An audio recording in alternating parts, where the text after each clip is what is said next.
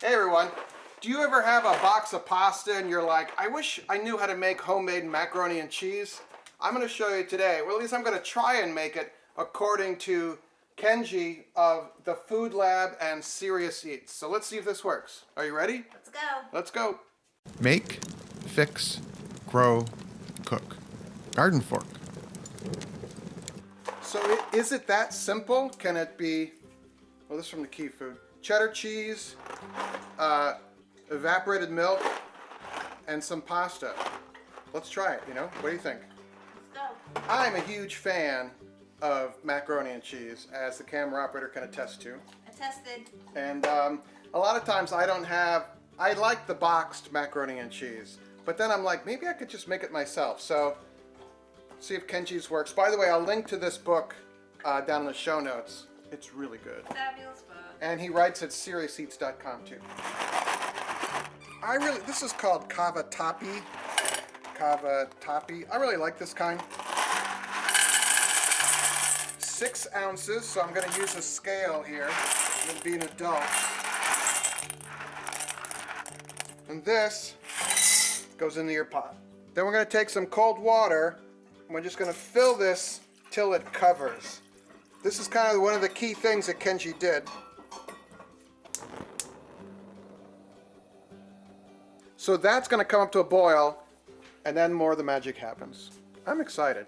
I really like, as you know, I like macaroni and cheese. So, I don't know if you realize this, but GardenFork is not just a cooking show and a show about dogs. It's also, I call it eclectic DIY. I mean, if you have a house and you fix stuff, you probably also like to cook stuff. So I mash it up. I've got cooking and gardening and making and fixing all in one show. It's called GardenFork. There's a link below, and at the end of the show you can watch. We have like 500 videos, so you could watch for days. You fixed a lot. Yeah, I'm still fixing. I just have to fix myself now, so.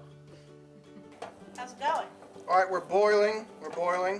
So we're gonna stir that a lot.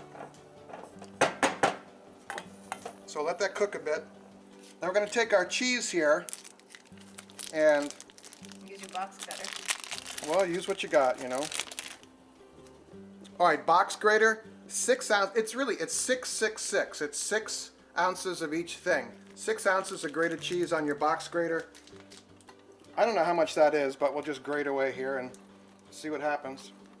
All right, maybe this is kind of like watching paint dry, watching me grate cheese. So we'll go watch the Labradors play for a little bit. Yeah, not everybody thinks it's like watching paint dry.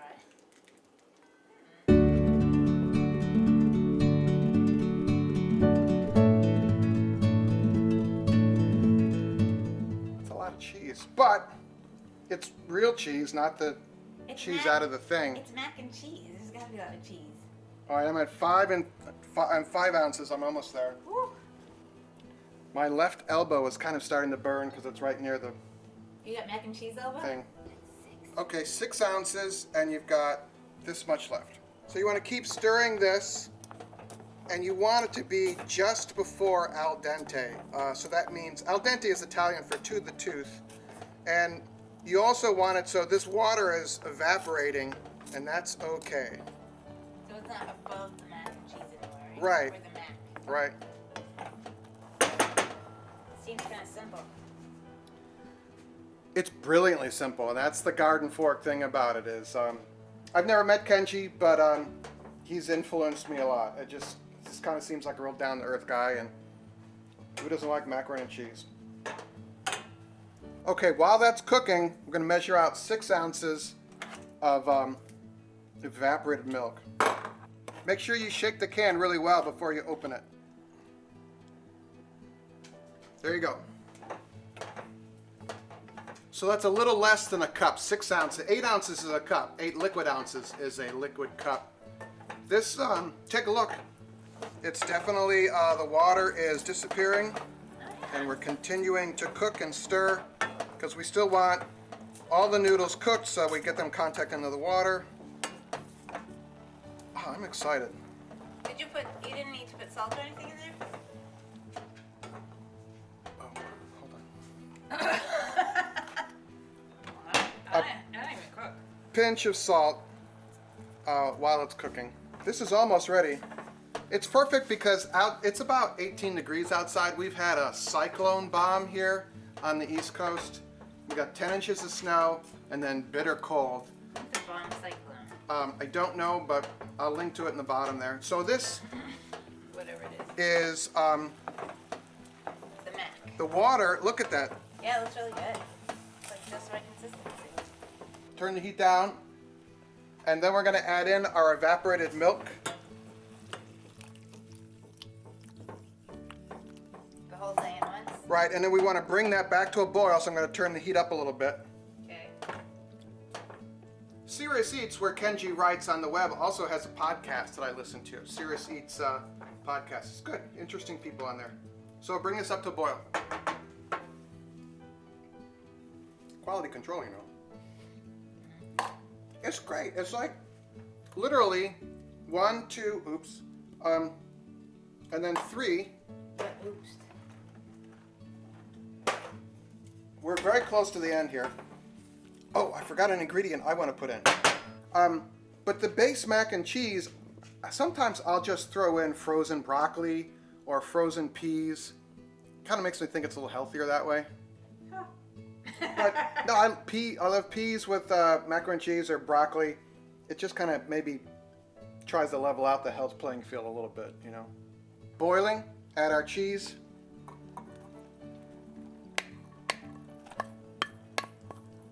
And turn our heat down and mix this in until it's fully melted. Oh, there's a big chunk in there still. Oh well, that'll be a bonus.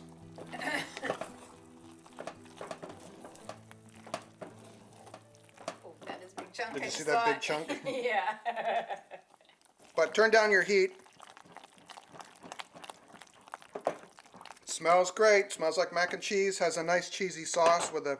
God, it looks really good. in Kenji's notes, he said if you want to make it a little richer, you can add some butter. So, Oh. There goes the health balance.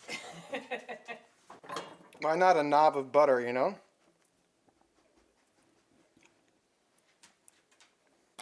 Okay, so we're just going to stir this in. The heat is on low.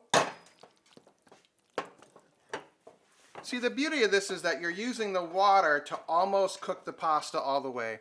Then you're throwing in the evaporated milk, and that helps cook the pasta even more. And then we put our cheese in and our Butter. fourth ingredient, the butter, which is so totally okay. And by the time we're done with this, the pasta is cooked. The sauce is super creamy. And I'm going to eat this While I go for a run. and watch TV.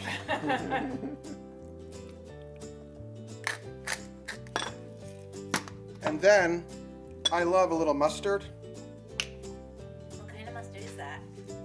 It's a brown mustard, but whatever works for you. It smells great.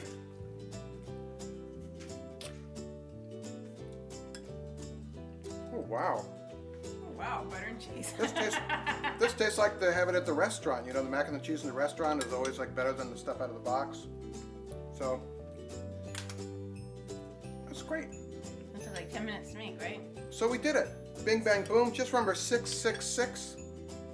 You can double this recipe, triple it.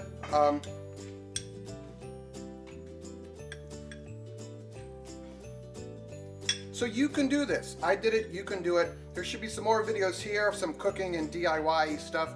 And click on the arrow below to learn about my world, the GardenFork site, the GardenFork podcast, and more cool stuff like mac and cheese. I mean, what else is there, you know?